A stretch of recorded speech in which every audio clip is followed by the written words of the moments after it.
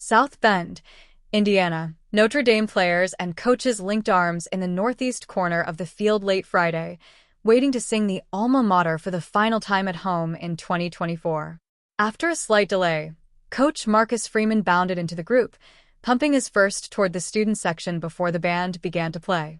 Number 7 Notre Dame had beaten number 10 Indiana 27-17, using a familiar formula of stifling defense, big play runs, and relentless physicality to overwhelm a lesser opponent, just like the Fighting Irish had done for most of the season. But Friday's win and setting was different. A Notre Dame program steeped in history became the first to win a campus college football playoff game.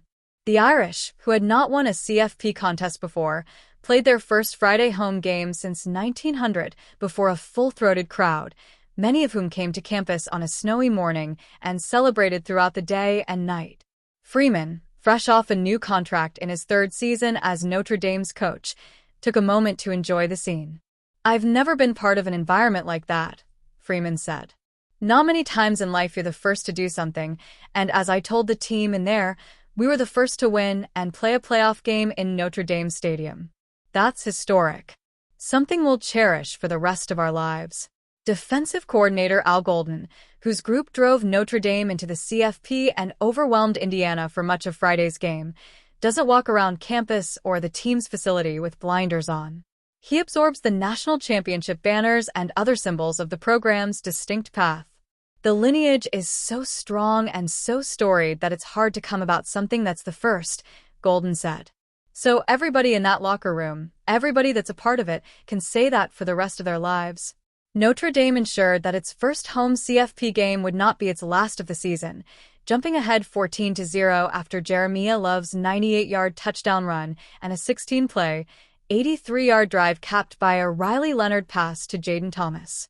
Love's run through the left side of the line marked the longest play in CFP history, the longest run by an FBS player this season, and the longest play Indiana has ever allowed, and it tied for the longest run in Notre Dame history, Josh Adams in 2015 against Wake Forest. The sophomore isn't fully recovered from a knee injury sustained in the regular season finale at USC, and also had been dealing with an illness.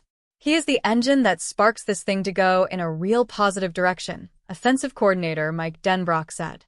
Love said he was gassed after crossing the goal line, and after the game his voice sounded weak and could barely be heard as he spoke to reporters. He logged only 8 carries in the game, but he made sure no Indiana defender could chase him down on his most impactful play. "I was looking up on the video board and he wasn't going to catch me," Love said. "I slowed down. I knew I was going to score." Safety Xavier What set up Love's touchdown with an interception and propelled Notre Dame's defense with 10 tackles.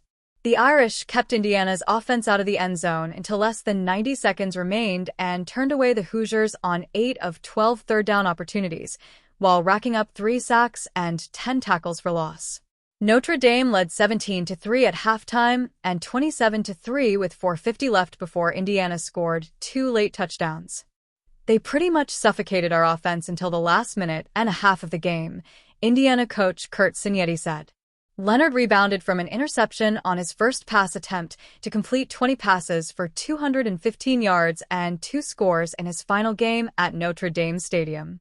Leonard spread the ball to 10 receivers, including wide receiver Jordan Faison, who set a career high with 7 receptions. Leonard, a Duke transfer and Alabama native, will continue his quest closer to home in the CFP quarterfinals against number 2 seed Georgia at the All-State Sugar Bowl in New Orleans. Notre Dame has lost 10 consecutive major bowl games since its last win in a marquee New Year's Day game, the 1994 Cotton Bowl. "This is special for us," Leonard said. "My freshman year, I went 3-9 at Duke and was just begging to make a bowl game. To be playing in the Sugar Bowl right now, I've got to go full circle. It's really cool. We're just staying alive, and we're just trying to play as many games as we can." Notre Dame's win might have come at a cost, as starting defensive tackle Riley Mills did not return after sustaining a right leg/knee injury when sacking Indiana's Curtis Rourke on the first series of the second half. The Irish also dealt with injuries to offensive lineman Rocco Spindler and defensive lineman Bryce Young. Freeman told ESPN's Scott Van Pelt that he has optimism about Mills, whose injury likely won't end a season. Mills leads Notre Dame with 7.5 sacks and 8.5 tackles for loss. We just got to get him right here in the next 10 to 11 days and get him ready for this upcoming contest down in New Orleans, Freeman told Van Pelt.